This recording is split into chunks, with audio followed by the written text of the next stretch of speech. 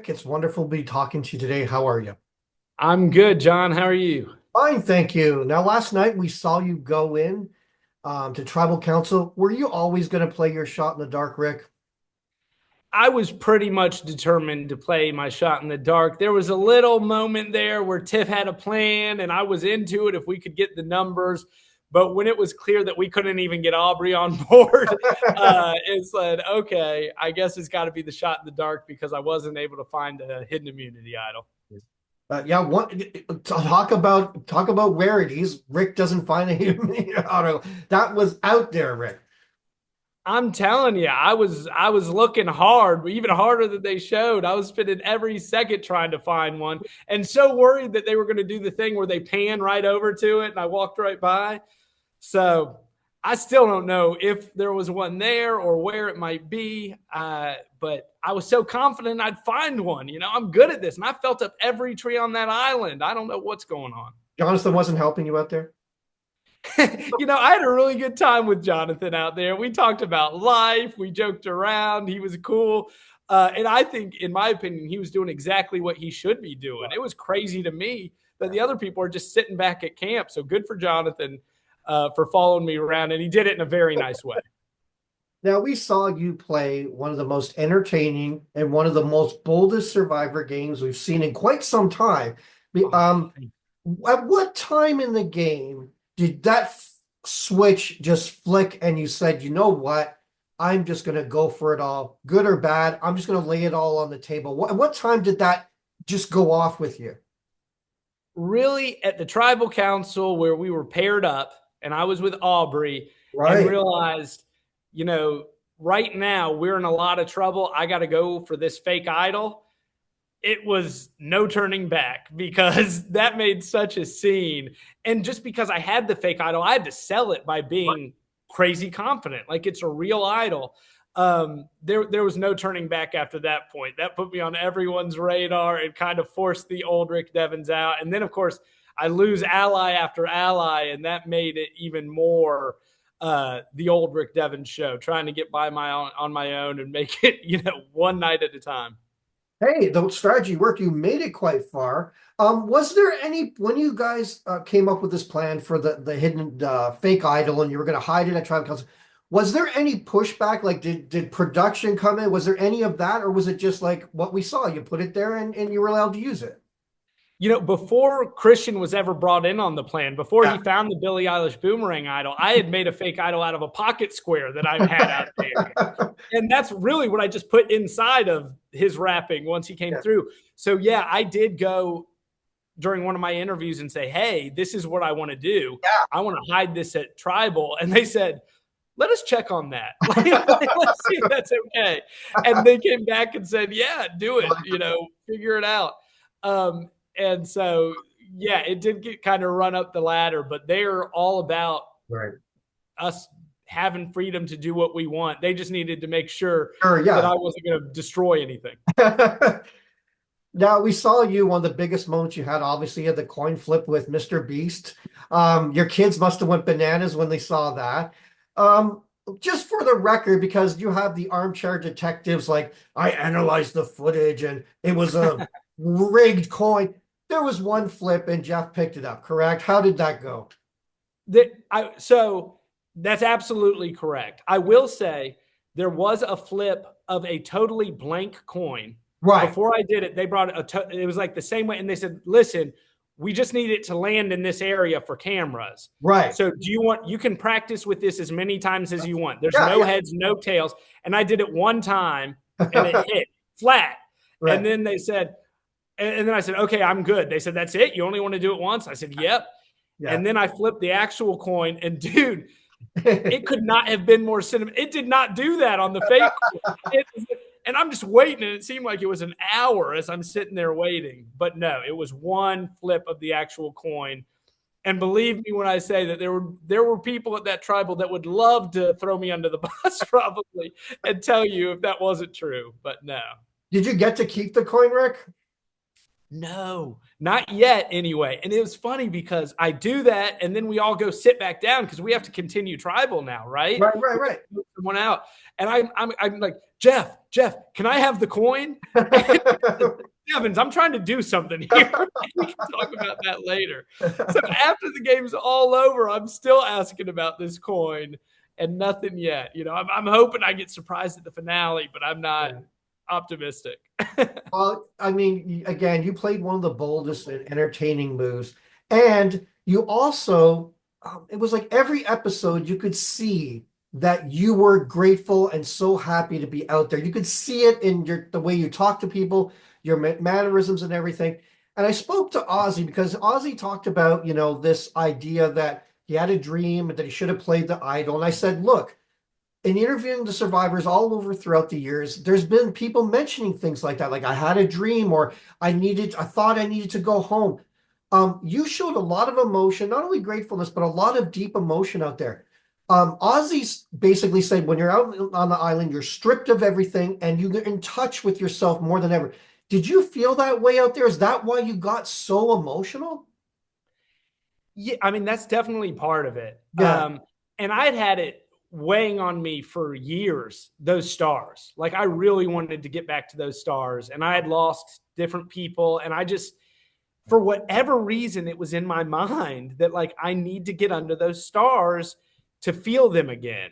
And it actually, this is going to probably surprise people, but Joe, early in the game, he's such a big, tough, charismatic dude, but he's very in touch with his yeah, emotions, yeah. and he can let it out. And he made me feel like I could do the same thing early in the game. So it was like night 2 or 3 because I've been waiting years. I'm out under the stars alone, and I just like let it out.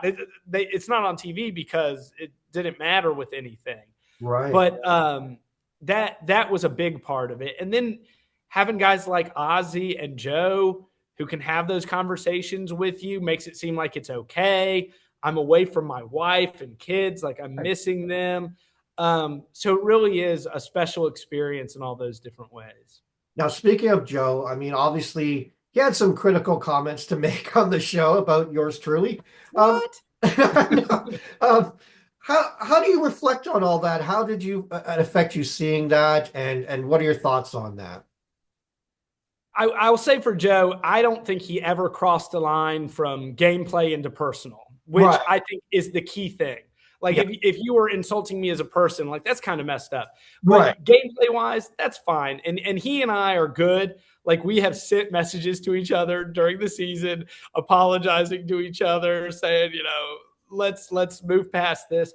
I fully expect our kids to meet and be playing together at the pool at the finale next week. Wow. So I love Joe as a dude. We just clearly couldn't get on the same page game wise. And, that happens. And honestly, as a fan, like I love that stuff. Like I actually appreciate, I think, as a viewer of Survivor, that Joe's willing to air that out.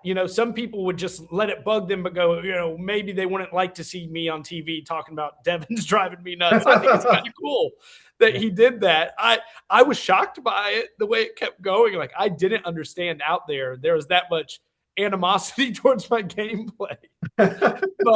But Joe's good. We're good now. Yeah, I mean, again, there's different ways to play the game, and when you're out there, Totally. it's the heat of the moment. I mean, Right. emotions are all over the place and all that kind of stuff. Now we come to like another big part of your story was, that tribal council where Stephanie, was like, I didn't do anything, and you pulled the rug out from everybody. Set the record straight. What really did happen? Because again, we don't get to see everything on the show, so some of the things we just not clear on. What really happened in that vote? So I, to this day, don't know how that vote really would have gone because there's so much revisionist history among survivors. Like what they say now isn't necessarily what they were thinking then. I felt that I had done enough to switch the vote on to Stephanie.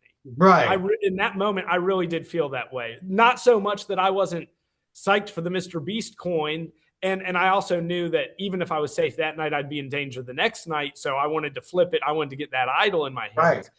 But to me, it just, it's all about you're always putting yourself in other people's shoes on there. And I'm going, after I did all that, why would Sari and Tiff and Aubrey and Emily and even Ozzy and Rizzo to an extent want to get rid of me when Mhm. I'm a heat-seeking missile towards Steph, Joe, and Jonathan.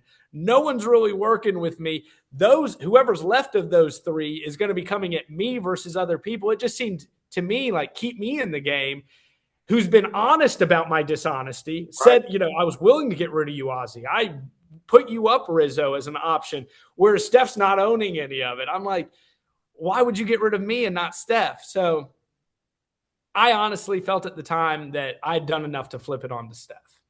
Now, we did see a lot of your story on the island. Is there anything, whether it was a game moment or maybe there, just a moment with somebody that you wish would have made it to air? When we talk about your journey. Yeah, there was one day, it was like an off day. We didn't have any challenges or anything going on. And those are the longest days. Right. And I was just like, can we take this boat out? In all my time on Survivor, like I've never just taken the boat out. So Emily and I ended up taking Ozzy and Jonathan out into the cove with the boat. And those two are fishing. They're having a contest who can catch the most fish. And Emily and I are chaotic selves in the boat, like laughing about everything that's happened in the game, how insane we are. And then I'm getting in the water, failing at spear fishing. But Jonathan's like handing me his spear with the fish already on it so I can make the production guys laugh. Like it was such a fun day. And I understand why they didn't have time on it. But I thought, Ozzy and Jonathan going head to head, that's pretty awesome to be a part of that. And it was even in a time where, Ozzy had already voted for me. I'd already voted up for Ozzy. Right. Jonathan and I had a little animosity. And it was just the perfect example of we'll deal with that at Tribal. Like right now, we're all having a great time together in this adventure. It was a special day. Now, obviously, you can't say who you voted for because that would be a spoiler. But when you were on the jury, you have a big responsibility. I mean, this isn't just awarding Survivor. This is Survivor 50. What were some of the things that you were weighing in your mind when you were saying, this is what I'm looking for or what I want out of a representative of a winner of Survivor 50? Yeah, I really wanted it to be the best player available to win because of the season it was. And we were getting lots of different messages from jury members that were there when I got there and then people that got there after me. Right. A lot of strong feelings and a lot of spin on different things. But I just really wanted someone who played the best game. That's what we were trying to figure out. What questions can we ask to get to the bottom of some of these things? Yeah. And who's going to give us the best tribal council performance, and how does what they say line up with what I feel was actually happening? Right. So I really saw it as a lot of responsibility. And again, it made it easier that, if Emily or Christian are there, I'm voting for them no matter what. Right. Yeah. But with the group that's still there when I leave, I'm going, of these people, I love them all in different ways, but I'm going to vote for the person who I think played the best game. Well, Rick, you went out you got to be under the stars and you got to be on the island again. Do you feel some sense of redemption, some sense of satisfaction that you went out there and played again and everything that you experienced? I was so happy with how everything went the first time. If I never got back, I would regret it because I love the experience, but I wouldn't have regrets of unfinished business. Right. And now I feel that way times two. like I just feel like it's unbelievable how well it went considering the crazy stuff I did the first time. And I know I didn't win, but I feel like I left it all out on the field. When I went, I knew I was going and I did everything I possibly could to stay.